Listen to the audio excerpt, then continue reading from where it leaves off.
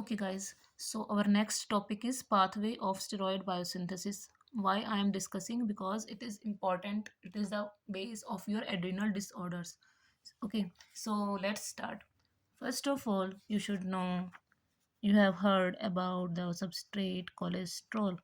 Cholesterol is the major substrate. It will transfer into mitochondria for steroid synthesis in the presence of ACTH dependent protein.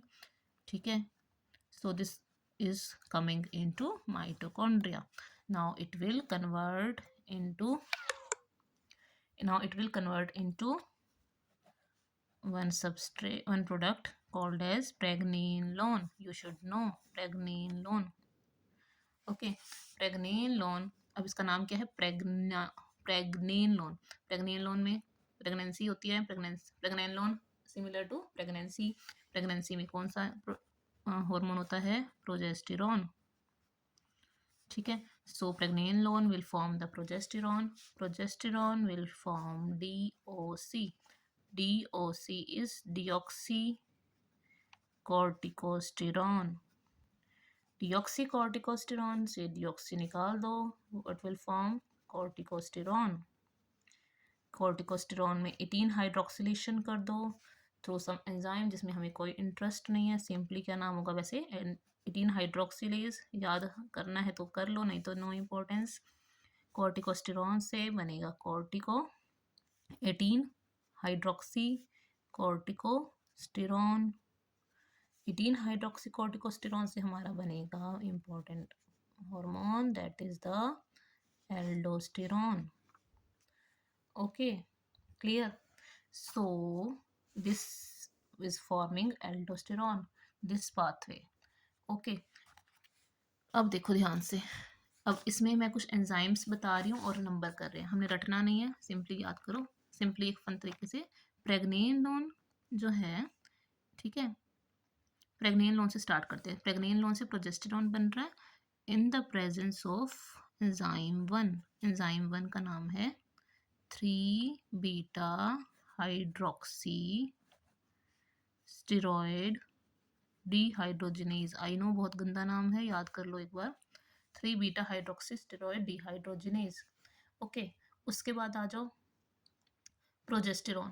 Progesterone के पास आसपास है progesterone. देखो हम पढ़ते 3 enzymes, 17 alpha hydroxylase, 11 hydroxylase, 21 hydroxylase. ठीक है, सो pregnancy इन तीनों में से कौन सी एज में अप्रोप्रिएट है?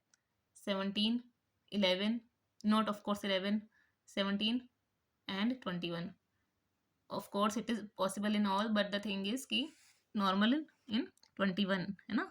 सो progesterone 21 hydroxylase. This is how I have remembered. Baki, that's your choice. Progesterone is converted into DOC in the presence of 21 hydroxylase.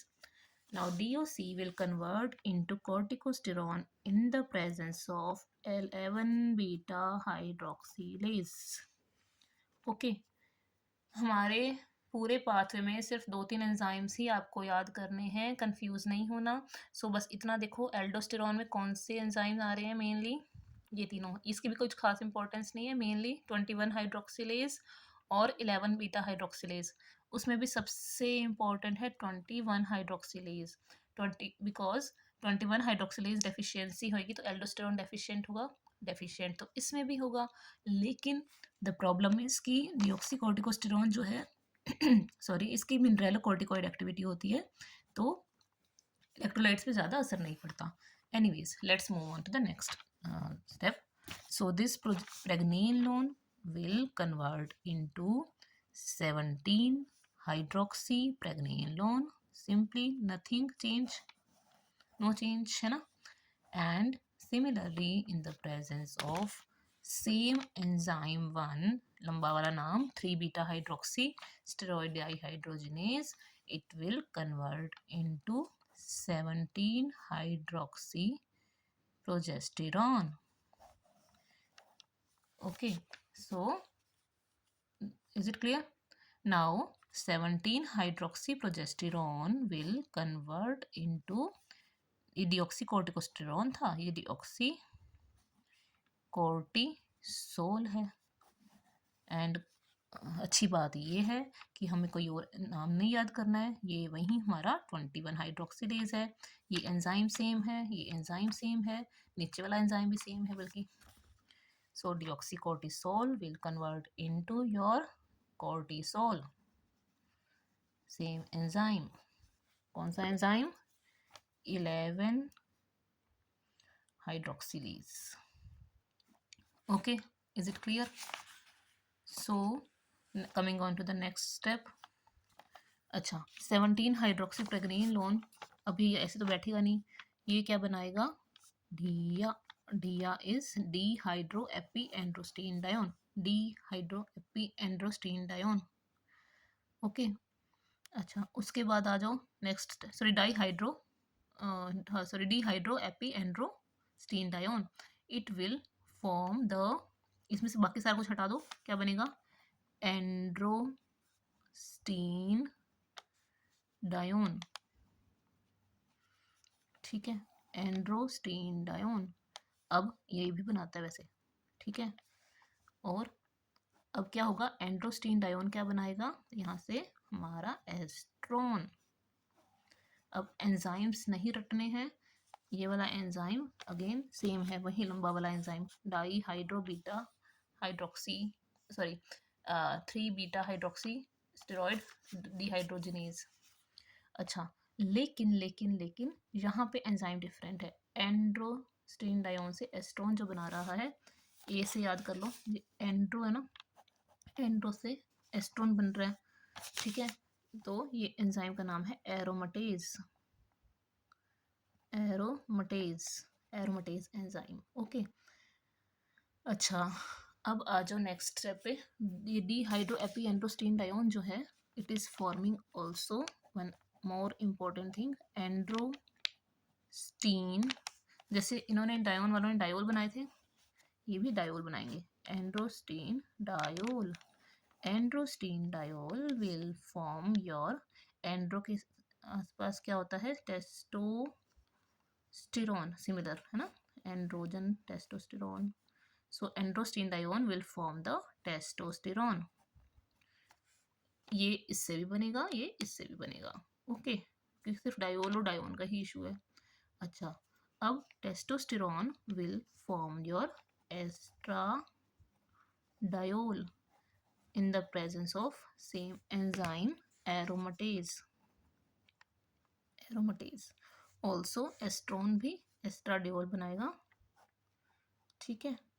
अब यहाँ पे जो तीनों एंजाइम्स हैं, ये इनका भी, ये भी सेम एंजाइम है, एक ही एंजाइम है।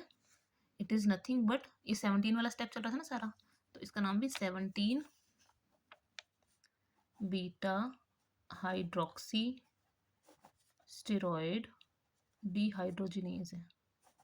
प्रेग्नेनोन में 3 बीटा हाइड्रोक्सीस्टेरॉइड है, यहाँ पे 17 बीटा हाइड्रोक्सीस्टेरॉइड डिहाइड्रोजिनेज है। याद रहता है तो भी ठीक है, कुछ खास इंपॉर्टेंट नहीं है, ठीक है। अच्छा, मेन क्या इंपॉर्टेंट है enzyme? 21 hydroxylase, 11 beta hydroxylase, and one more important enzyme is your, the one of the most important enzyme is 17 alpha hydroxylase, ठीक है, 17 अल्फा हाइड्रोक्सिलेज, ठीक है। सो ये जो दोनों पैरेलल स्टेप्स हैं, वहाँ पे 17 अल्फा हाइड्रोक्सिलेज एंजाइम इंपॉर्टेंट है।